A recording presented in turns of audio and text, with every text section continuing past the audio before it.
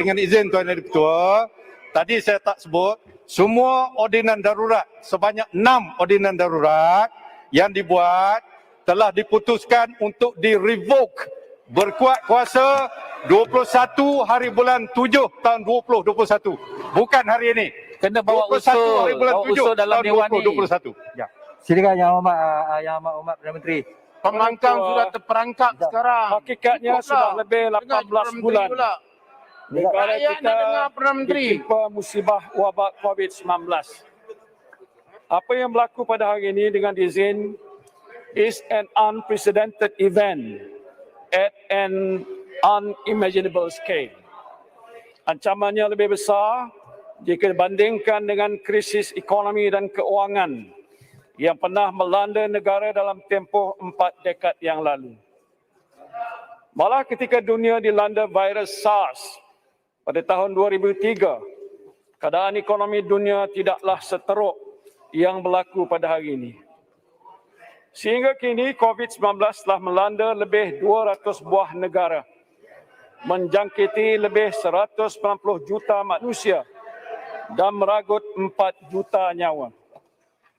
Lebih membimbangkan, Pertubuhan Kesihatan Sedunia atau WHO telah memberi amaran mengenai penurunan variant of concern atau VOC yang lebih agresif dan mudah menjangkiti seperti varian Delta atau varian mutasi berganda. Varian Delta dikatakan lebih mudah merebak dan menjangkiti individu lain dengan pantas. United Kingdom misalnya telah menyaksikan kadar jangkitan meningkat kepada lebih 50,000 kes sehari. India pula merekodkan jangkitan kes harian tertinggi sebanyak 414,000 pada awal Mei yang lalu. Malah Indonesia juga merekodkan kes kematian harian tertinggi melibatkan lebih 1,200 mangsa sehari. Malaysia, Tuan Ketua, adalah tidak terkecuali daripada berdepan peningkatan kes yang mendadak ini. Datuk Yang Ketua, biarpun dalam waktu sukar yang sedang kita hadapi kini, kerajaan sentiasa berusaha untuk melakukan yang terbaik demi rakyat dan negara. Sejak Kerajaan Perikatan Nasional mengambil alih tampuk pemerintahan negara, kami diuji dengan krisis kesihatan dan ekonomi dan juga politik yang getir. Kami mempunyai pelbagai kekangan termasuk dari sumber manusia dan keuangan. Namun kerajaan sedar bahawa dalam keadaan yang sukar ini rakyat bergantung pada keprihatinan kerajaan untuk membantu mereka keluar daripada permasalahan yang dihadapi. Dan oleh itu kerajaan telah melaksanakan 8 pakej rancangan ekonomi dengan pelbagai bantuan tunai kepada rakyat. Bermula dengan pakej prihatin, kemudiannya prihatin PKS tambahan dan diikuti dengan penjana, kita prihatin, permai, pemerkasa tambahan dan terkini pakej pemulih dengan nilai keseluruhan 530 bilion ringgit. Semua ini dilaksanakan semata-mata untuk satu tujuan murni, iaitu memastikan kehidupan dan kebajikan rakyat sentiasa terbela.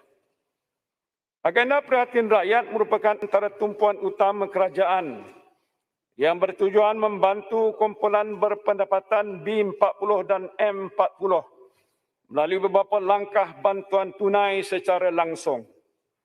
Misalnya, di bawah pakej terbaru iaitu pemulih, kita akan meneruskan pemberian bantuan prihatin rakyat atau BPR dan memperkenalkan bantuan khas COVID-19 atau BKC dan bantuan kehilangan pendapatan atau BKP. Seperti yang semua sedia maklum, setiap bulan mulai Julai hingga Disember yang akan datang ini akan dipastikan rakyat dalam kategori B40 akan dibantu dan kerajaan bercadang menyalurkan bantuan bernilai sebanyak 10 bilion ringgit. Selain itu, peruntukan bagi program bakul makanan yang kini masih rancak dijalankan turut dipanjangkan pada semua ahli-ahli Dewan Rakyat dan ahli Dewan Negara tanpa mengira perbezaan parti politik. Saya menerima laporan ada beberapa kawasan parlimen telah berjaya mengagihkan bantuan kepada kumpulan SASA dalam tempoh tidak sampai seminggu. Tahniah dan terima kasih saya ucapkan. Kerajaan juga telah membenarkan moratorium pinjaman bank selama 12 bulan, iaitu 6 bulan pada tahun lepas dan 6 bulan lagi melalui pengumuman pakej pemulih baru-baru ini. Kerajaan juga meneruskan pemberian diskaun bil elektrik dan subsidi minyak masak dan minyak petrol untuk manfaat rakyat. Di samping itu, pelaksanaan program latihan dan peningkatan kemahiran turut dilaksanakan sebagai persediaan dalam meningkatkan kebolehpasaran tenaga kerja dan menyediakan peluang pekerjaan kepada rakyat jelata. Bagi menyokong kelangsungan perniagaan dan mengekalkan pekerjaan, terutamanya dalam sektor yang terjejas, kerajaan telah melaksanakan program subsidi upah bagi menampung sebahagian kos majikan untuk membayar gaji pekerja. Kerajaan juga turut membantu menyalurkan bantuan keuangan secara bersasar kepada sektor khusus seperti pusat asuhan anak-anak, gym, kantin sekolah dan agensi pelancongan. Khusus bagi PKS, Tuan dan Ketua, kerajaan memahami kesukaran yang dihadapi oleh para usahawan dalam menjamin kelangsungan perniagaan mereka. Oleh itu, kerajaan bersetuju menyediakan bayaran tambahan di bawah Geran Khas Prihatin atau GKP sebanyak RM1,000 yang akan dibayar masing-masing sebanyak RM500 pada bulan September dan November nanti. Selain itu, bagi menyokong agenda digitalisasi usahawan PKS, kerajaan turut menyediakan geran padanan sehingga RM5,000 bagi pembelian sistem ataupun langganan platform digital melalui program SME Digitalization Grant.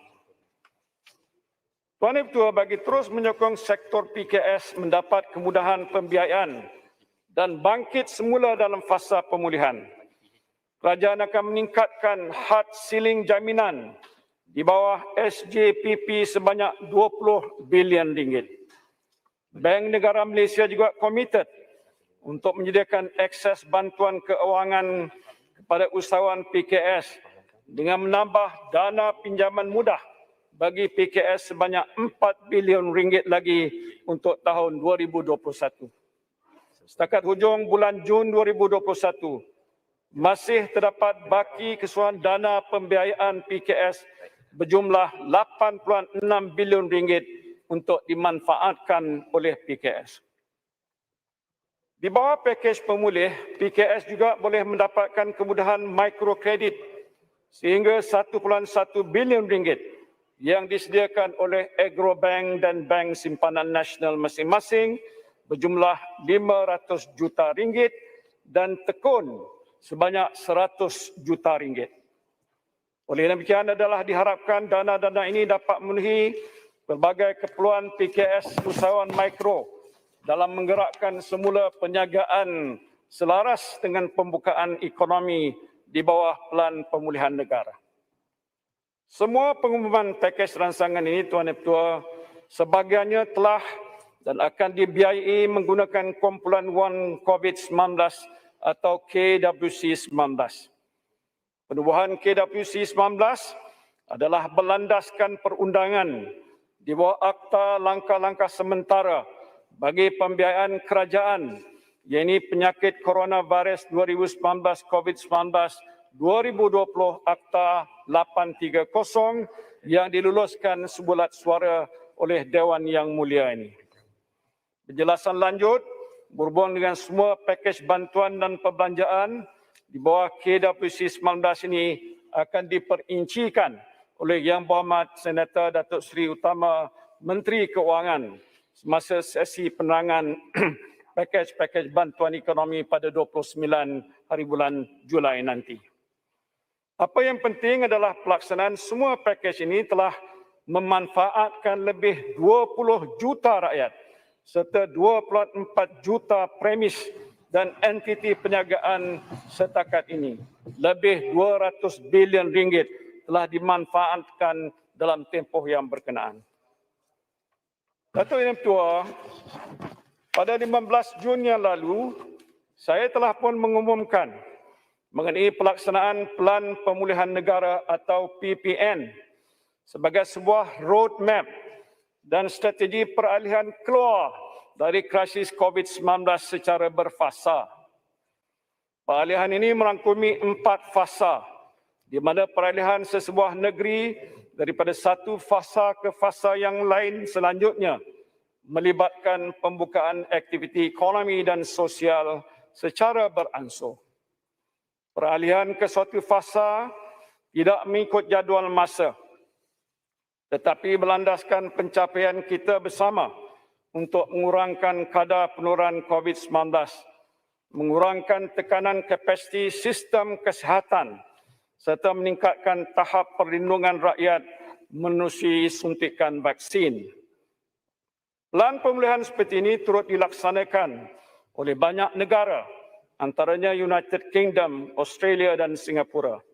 Kita belajar, meneliti dan mengambil amalan terbaik daripada negara-negara ini supaya acuan pelan pemulihan negara ini dapat dijadikan panduan penting dan sebagai asas pada proses pemulihan negara kita. Tuan Ibu Ketua, saya ingin jelaskan pelan pemulihan negara ini dirangka berdasarkan 5 ciri utama.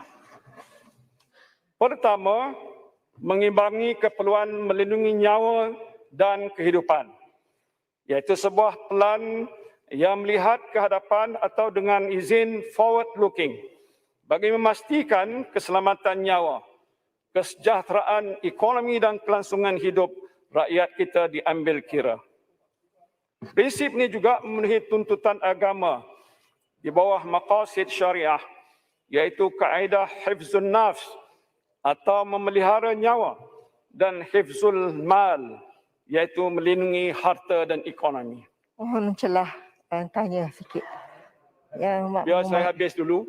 Nanti lepas ni ada peluang untuk sikit saja sebab untuk saya itu, nak ya. tanya sikit saja sebelum Yang Amat Berhormat biar saya habiskan teruskan. dulu. Pandan tak ada perkenan. Bagi minta teruskan Pak Gu. Ya. Keduanya sifat dinamik dan Tuan penyesuaian Speaker, peraturan Dewan, iaitu sebuah pelan Peraturan yang Dewan, Tuan sentiasa Speaker. dikemas kini, relevan, Tuan Speaker, peraturan Dewan, berlandaskan sains dan data, peraturan dalam Dewan. menghadapi situasi yang tidak menentu Ya. Saya nak bagi bagi peluang. memastikan Tuan Speaker, kesiapsiagaan Tuan negara Speaker, peraturan Dewan, Tuan Speaker. waktu tempoh peralihan fasa. Minta maaf. Yang Berhormat Pak Gu, peraturan Dewan. Pelan pemulihan Saya negara minta akan Pak Gu teruskan disokong dulu. No, saya dengan minta fakta-fakta Yang Berhormat sains, habis dulu lah, bagi habis. penilaian indikator Yang Berhormat Pak Gu, dan peraturan bukti Dewan. empirikal dan tidak sekadar andaian semata-mata. Ketiganya, Timbalan Speaker, tolong memberikan jangan jadi timbalan penjelasan Speaker. Kerana dan timbalan Speaker tak penerangan. boleh mematuhi peraturan juga. Dengar dulu, bagi habis jangan ganggu. sebagai Saya panduan bagi peluang kemudian. bagi memperincikan Peraturan Dewan. rancangan serta menekankan aspek ketelusan ke atas setiap perkara Yang Berhormat dalam Pak Gu. membina semula kepercayaan. Peraturan Dewan, Yang Berhormat Pak Gu. Menggunakan Sabar lagi pendekatan betul, sekejap lagi bagilah. Speaker. Sabar. Tuan Speaker, Iaitu tidak sebuah ada pelan sesiapa Speaker. pun yang above the law. melibatkan peranan above the standing segenap orders. lapisan Tuan masyarakat. Speaker, Point of order diberi keutamaan. It doesn't matter Kejayaan Prime Minister ke PPN siapa pun tak bergantung kisah. kepada pendekatan keseluruhan negara, a whole of nation, dan kerjasama erat samada di pihak kerajaan pusat, kerajaan negeri, parti-parti politik, pihak Point of order, berkuasa Tuan Speaker. tempatan, sektor swasta, NGO dan rakyat. Semuanya perlu memainkan peranan dalam usaha untuk memulihkan Tuan negara. Speaker, kalau Tuan Speaker tak boleh mematuhi Dan peraturan di luar Dewan, keduanya- sekurang-kurang dalam Dewan patuhi peraturan. Membuat pemantauan Inilah masalah tujuan nak kita ganggu yang je tak tahu ni. patuhi Jelutong ni nak ganggu je ni, jelutong. PKP. pelan yang Tuan menilai Speaker, kesalahan tolong letak jawatan jugalah. You tak boleh patuhi peraturan di luar Dewan. Jangan ganggu. yang berkesan. Pak Gu, saya bagi dia 30 saat. Minta sila Jelutong bagi 30 saat saya. Terima kasih, Tuan Speaker. Yang berhormat Apa bagus. dilayan ni? Speaker, pembentangan speaker takkan ada pencerahan. Dia tengah membentang kenyataan menteri, tiada pencerahan. It is the convention of this parliament. Speaker sebelum ni sebut boleh ada pencerahan dan mohon penjelasan. Speaker sebut. Ya, saya minta jelutong saja kerana dia point of order, itu saja. Jelutong 30 saat. Ya. Memandangkan Datuk Speaker. Datuk point of Speaker. order. Memandangkan Datuk Tuan Speaker, Timbalan Speaker. tadi Tuan Speaker dah buat ruling. Bila Perdana Menteri membentang tidak boleh diganggu. Habis. Duduklah benang, duduk mengarut ya. Sila, point of order. Terima kasih. Jelas sekali Tuan Timbalan Speaker tak boleh mematuhi peraturan dan akan berat sebelah. Saya minta tarik balik kerana saya telah bagi point of order untuk you bercakap. Silakan. Tuan Timbalan Speaker adalah seorang yang tidak boleh mematuhi peraturan di luar Dewan. Dalam Dewan pun Tuan Sebutkan point of order mana? Tuan Timbalan Halau je, Speaker. halau. Kenapa tak benarkan yang berhormat daripada mencelah tadi? Order berapa je tu? Order berapa tu cakap lah. Baik. Apa yang layan? Oleh kerana Jelutong tidak mahu menyebutkan point of order, saya minta supaya Paruh teruskan. No, yang berhormat Terima Timbalan kasih, Speaker. Tuan Yang Ketua. Yang berhormat Timbalan Saya Speaker, you sambung cannot lagi. be impartial kerana kamu tidak memenuhi Kelima ialah peraturan. membuat pemantauan dan memastikan keberkesanan prestasi, iaitu sebuah pelan yang menilai keberkesanan pelaksanaan melalui pelaporan dan strategi komunikasi yang berkesan. Ringkasnya, PPN adalah sebuah pelan pemulihan yang menumpukan pada strategi untuk keluar dari ancaman COVID-19 secara selamat dan sistematik. Fasa-fasa yang digariskan adalah tertumpu kepada usaha untuk meringankan beban ke atas kapasiti sistem kesihatan awam, membuka semula sektor ekonomi dan membenarkan aktiviti sosial dalam tempoh masa 6 bulan sehingga akhir tahun ini. PPN tidaklah statik tetapi dinamik, komprehensif dan boleh ditambah baik mengikut keperluan dan situasi semasa. Datuk Yang Ketua, PPN juga merupakan pelan hala tuju berfasa untuk menyokong peralihan keluar daripada krisis kesihatan dan ekonomi yang tidak hanya bergantung kepada pelaksanaan PKP secara menyeluruh.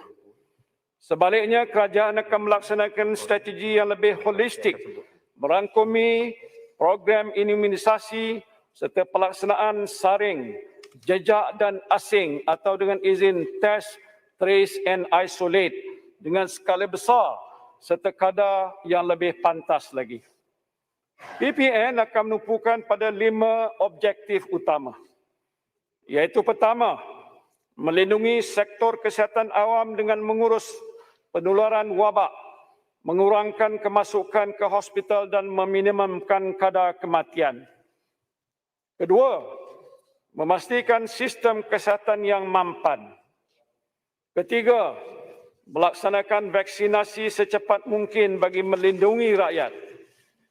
Keempat ialah membuka semula ekonomi dan membenarkan aktiviti sosial secara berperingkat dengan kepatuhan SOP yang ketat. Dan kelima, responsif dan fleksibel dalam mengadaptasi evolusi persekitaran. Sebagai hala tuju ke arah membuka semula sektor ekonomi, PPN menggariskan 4 fasa peralihan, merangkumi perincian SOP untuk setiap fasa. Peralihan fasa bagi sesebuah negeri akan dinilai dan dipertimbangkan berdasarkan 3 indikator nilai ambang yang saya telah jelaskan tadi, iaitu purata, bilangan kes harian, kadar penggunaan katil di wad ICU dan peratusan rakyat dewasa yang lengkap divaksinasi. Bagi fasa pertama PPN, ia melibatkan PKP secara menyeluruh, iaitu aktiviti sosial tidak dibenarkan sama sekali dan aktiviti ekonomi pula hanya dibenarkan beroperasi terhad kepada senarai positif hematan perlu seperti kedai runcit, pengilang barangan kesihatan, perkhidmatan utiliti dan lain-lain lagi. Kapasiti bekerja secara fizikal pula dihadkan pada 60% saja. Untuk beralih pada fasa pertama ke fasa kedua, sesebuah negeri itu hendaklah memenuhi ketiga-tiga nilai ambang, iaitu mengurangkan kadar kes harian ke bawah angka 12.2 kes bagi setiap 100,000 penduduk, menstabilkan kadar penggunaan katil di wad ICU ke tahap sederhana dan memberi dos vaksin yang lengkap pada lebih 10% daripada penduduk dewasanya. Alhamdulillah, sehingga kini 8 buah negeri iaitu Perlis, Perak, Kelantan, Terengganu, Pahang, Pulau Pinang, Sabah dan Sarawak sudah beralih ke fasa kedua. Fasa kedua PPN pula umumnya masih melibatkan pelaksanaan PKP yang ketat, iaitu aktiviti sosial masih dihadkan dengan aktiviti ekonomi dibuka secara beransur-ansur dengan menambah bilangan sektor dalam senarai positif. Antaranya termasuklah sektor pembuatan otomotif dan barangan besi, kedai barangan elektrik dan gunting rambut serta lain-lain lagi. Kapasiti bekerja secara fizikal pula ditingkatkan kepada 80% kehadiran di tempat kerja. Kelonggaran juga diperkenalkan bagi membenarkan beberapa aktiviti sukan dan riadah di kawasan terbuka. Fasa ketiga PPN yang itu melibatkan pembukaan aktiviti sosial dan ekonomi yang lebih luas, selaras dengan lebih daripada 40% penduduk negeri yang berkenaan menerima dos lengkap vaksin. Semua aktiviti ekonomi akan dibenarkan beroperasi kecuali bagi senarai negatif, iaitu sektor-sektor berjangkitan yang tinggi seperti spa dan kelab malam. Kapasiti bekerja secara fizikal masih dikekalkan pada kadar 80% kehadiran di tempat kerja. Fasa keempat merupakan fasa terakhir selaras dengan kadar vaksinasi negara pada tahap 80% penduduk dewasa. Aktiviti-aktiviti sosial dan ekonomi akan dibenarkan beroperasi dalam suasana norma baru. Aktiviti pelancongan domestik, persembahan dengan penonton serta aktiviti sukan berkumpulan misalnya sudah boleh kembali dijalankan. Dari semasa ke semasa, kerajaan akan terus memantau keadaan di setiap negeri dengan rapi, termasuk mengambil langkah intervensi mengikut keperluan. Di samping itu, kerajaan akan tetap melaksanakan penilaian risiko, termasuk menilai kesediaan mana-mana negeri untuk beralih ke fasa kedua, ketiga dan keempat. InsyaAllah, dengan usaha berterusan untuk menggerakkan proses pemulihan dan program imunisasi yang sedang berjalan lancar, kita jangkakan kebanyakan negeri akan dapat beralih ke fasa keempat seawal bulan Oktober nanti insya-Allah. Saya juga ingin jelaskan, kerajaan sudah memutuskan di sidang khas Majlis Keselamatan Negara, bagi negeri yang sudah berada di fasa kedua, ia tidak akan kembali ke fasa pertama. Begitu juga dengan negeri yang beralih ke fasa ketiga, tidak akan berpatah balik ke fasa kedua. Inilah kerana pendekatan PPN menekankan dengan izin exit strategy and no turning back. Walaupun manusia merancang, tapi perancangan Allah jualah sebaik-baiknya. Saya ingin memaklumkan, sekiranya berlaku semula peningkatan kes di negeri tersebut, kerajaan akan mengetatkan kawalan pergerakan berdasarkan lokaliti tanpa perlu membuat perintah kawalan menyeluruh ke atas negeri atau wilayah seperti mana yang dilaksanakan sekarang ini. Datuk Yang Dipertua, secara keseluruhannya, PPN ini merupakan salah satu inisiatif kerajaan untuk memberi tumpuan pada pembukaan semula ekonomi dan aktiviti sosial secara teratur dan berperingkat. Kesinambungan PPN dan langkah-langkah pemulihan ekonomi lain akan diperincikan semasa pembentangan rancangan Malaysia ke-12 dan bajet 2022. InsyaAllah, RM ke-12 dijangka akan dibentangkan di Dewan Yang Mulia ini pada 20 September dan bajet 2022 pada 29 Oktober yang akan datang. Saya juga ingin memaklumkan bajet 2022 akan menumpukan pada 3 fokus utama, iaitu agenda memacu pemulihan ekonomi, membina semula daya ketahanan negara dan memangkin pembaharuan atau dengan izin recovery, resilience and reform. Sehubungan itu, tumpuan khusus akan diberikan kepada usaha untuk memulihkan sektor terjejas seperti pelancongan, meningkatkan keupayaan sistem kesihatan awam serta skop perlindungan sosial dan merancangkan ekonomi digital dalam usaha mengukuhkan daya saing negara dalam menghadapi norma baru global. InsyaAllah, kerajaan menerusi Kementerian Kewangan buat pertama kalinya akan menerbitkan kenyataan pra-bajet atau dengan izin pre-budget statement, termasuk dokumen konsultasi rakyat mengenai tumpuan dasar pada bulan Ogos nanti, selaras dengan usaha meningkatkan ketelusan proses serta penglibatan rakyat dalam penyediaan bajet tahunan ini. Selain itu, sebagai elemen utama penyampaian maklumat mengenai pelaksanaan PPN kepada masyarakat awam, sebuah portal pelan pemulihan negara dibangunkan sebagai pusat rujukan sehenti yang memaparkan indikator-indikator terkini serta maklumat berkaitan PPN, manfaat dan juga SOP terkini dengan cara yang mesra pengguna. Datuk Yang Ketua, bagi memastikan PPN berjalan seperti yang dirancang dan dipantau dengan teliti, Yang Berhormat Senator Datuk Seri Utama Menteri Kewangan telah dilantik sebagai Menteri Penyelaras PPN. Kerajaan juga telah menubuhkan Majlis Pemulihan Negara atau MPN dengan penyertaan wakil-wakil daripada sektor swasta, pakar industri, NGO, wakil Kerajaan Negeri Sabah dan Sarawak. Alhamdulillah, saya sendiri telah pun mempusikan mesyuarat pertama MPN pada 23 Julai yang lalu. Kerajaan juga bersetuju untuk menyebut 3 wakil pembangkang untuk menganggoti MPN ini insyaAllah. Suratnya akan dikeluarkan dalam sehari 2 ni. Iaitu masing-masing seorang daripada Parti Pakatan Harapan, Warisan dan Pejuang untuk berkongsi pandangan dan nasihat dalam pelbagai aspek plan pemulihan ini. Datuk Yang Ketua, seterusnya saya ingin menyentuh mengenai respon kerajaan terhadap penularan wabak COVID-19 melalui kempen imunisasi untuk seluruh rakyat Malaysia.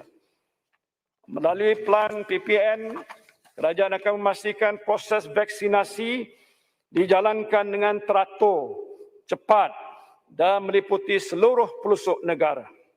Kita juga berharap penularan COVID-19 ini tidak berterusan menjadi pandemik dan dapat beransur menjadi endemik, iaitu keadaan di mana virus ini mungkin terus wujud, namun wabak ini boleh dikawal melalui adaptasi norma baru, sistem kesihatan awam yang berkesan dan amalan kesihatan serta pematuhan SOP yang ketat.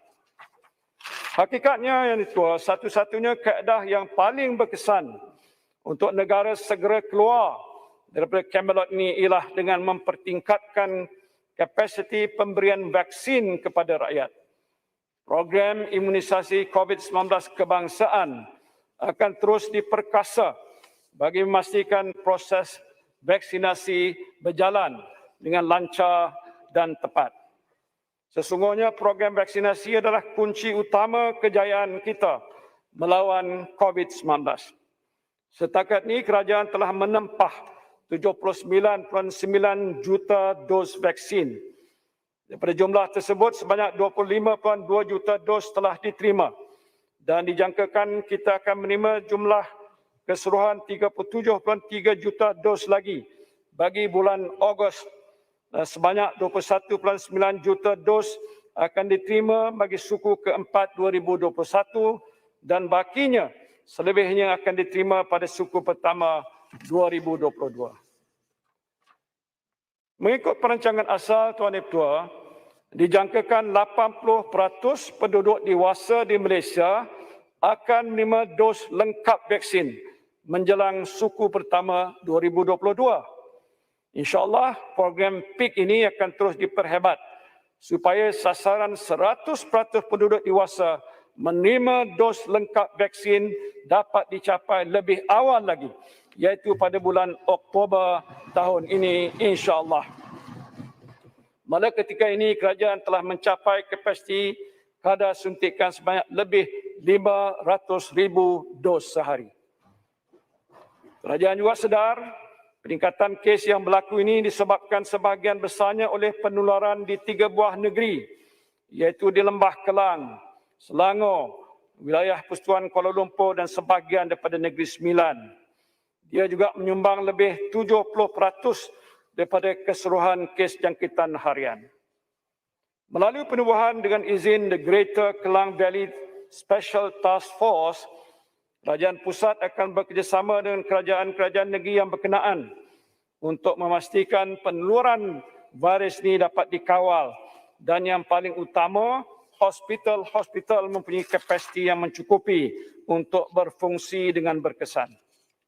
Selain itu, di bawah operasi lonjakan kapasiti atau dengan izin Operation Surge Capacity, dijangkakan 100% penduduk yang berjumlah 6.1 juta orang akan menerima sekurang-kurangnya 1 dos suntikan vaksin COVID-19 menjelang awal bulan Ogos nanti.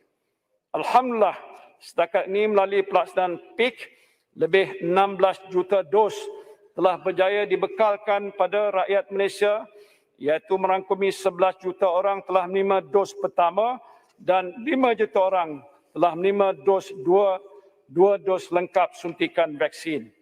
Kadar vaksinasi harian juga telah melebihi 500,000 dos sehari. Dato' Yang Ketua, fokus utama PPN juga turut melibatkan usaha meningkatkan kemampuan sistem kesihatan awam dalam memerangi COVID-19. Merujuk pada data global, purata kadar kematian berpunca dari jangkitan COVID-19 adalah sebanyak 2.2% daripada keseluruhan kes, manakala kadar bagi Malaysia ialah sebanyak 0.7%. Berdasarkan laporan Ketua Pengarah Kesihatan, didapati lebih 98% daripada pesakit COVID-19 di negara kita tidak bergejala atau hanya bergejala ringan. Maka dengan itu, kadar pemulihan di negara kita pada masa ini agak tinggi, iaitu sebanyak 87%. Lihat kepada ancaman COVID-19 terhadap kesihatan rakyat, kerjasama seluruh anggota masyarakat dan kerajaan perlu digembling bagi mengawal pandemik ini. Langkah-langkah yang diambil mestilah berpandukan pada 3 paksi utama. Pertama, memutuskan rantaian penularan wabak melalui pemerkasaan ujian saringan, pengesanan kontak dan langkah pengasingan. Kedua, mengurangkan kadar morbiditi dan kematian melalui peningkatan kapasiti sistem penjagaan kesihatan, termasuk mengoptimalkan kapasiti hospital pengajar universiti, kapasiti di bawah Kementerian Pertahanan dan juga melalui penyumbaran luar ke hospital swasta. Dan ketiga, melindungi kesihatan rakyat secara keseluruhan dengan menyediakan sokongan yang mencukupi bagi keperluan selain COVID-19. Kerajaan juga menyedari impak pandemik kepada aspek kesihatan mental rakyat Malaysia. Oleh itu, langkah-langkah khusus telah diambil bagi menyelesaikan cabaran yang dialami rakyat berkaitan dengan isu kesihatan mental, seperti mewujudkan talian sokongan psikososial di bawah Kementerian Kesihatan Malaysia dan penyaluran dana kepada NGO yang berkaitan dengan kesihatan mental. Dato' Yang Ketua, kerajaan faham bahawa rakyat berada dalam keadaan resah dan bimbang apabila angka kes harian COVID-19 menunjukkan peningkatan. Kerajaan sedang berusaha sedaya mungkin untuk mengatasi kemelot yang kita hadapi ini dengan mempercepatkan program vaksinasi. Malaysia hari ini adalah antara negara yang terpantas memvaksinasi penduduknya. Memang benar kerajaan ini tidak sempurna. Tetapi apa yang benar ialah kerajaan hari ini tidak berpeluk tubuh, membiarkan rakyat menderita, malah sentiasa bergerak dan bertindak. Kerajaan tepuk atap. Menyelamatkan nyawa dan kehidupan rakyat. Yang penting kita mesti bersolidariti dalam menghadapi zaman yang sukar ini. Tak usahlah kita berbalah dan menuding jari, kerana di sana ada rakyat yang jiwanya sengsara, ada bapa yang tenggelam punca, ada anak yang menderita, manakala frontliners kita terus terbeban dan hospital kita semakin tertekan. Marilah kita berganding bahu mencari berkat dan meraih jaya pada setiap usaha sama Mak kita. Bomak Pagu. Bulat air kerana pembentung, Boleh bulat saya kita kerana tanya muafakat, bersatu kita teguh dan bercerai kita roboh. Pada saudara dan saudari yang berhormat rakyat Malaysia sekalian, pastinya sudah banyak perkara ini telah menjadi kebiasaan baru kita. Luar rumah perlu memakai pelitup muka, cecair sanitasi menjadi peneman setiap masa, dan penjagaan kendiri mestilah diamalkan walau di mana sahaja kita berada. Selain itu, saya menyeru kepada seluruh rakyat untuk mendapatkan vaksin dengan segera. Tidak kiralah apa jenamanya, ia masih vaksin yang berkesan untuk mencegah wabak yang berbahaya ini. Seganas manapun wabak ini menakutkan manusia, insya-Allah vaksinasi adalah cara terbaik untuk melindungi nyawa kita. Saya juga mengambil kesempatan ini untuk mendoakan kejayaan dan keselamatan kontingen negara yang sedang berjuang di tamasya Sukan Olimpik Tokyo. Semoga misi 64 barisan atlet, jurulatih dan petugas yang dipimpin oleh Datuk Lee Chong Wei selaku ketua kontingen negara dapat melakar sejarah kejayaan cemerlang buat negara kita dalam tamasya Sukan Olimpik ini. Datuk Yang Dipertua, demikianlah ucapan dan pandangan saya mengenai pelan pemulihan negara yang bertemakan #menang bersama.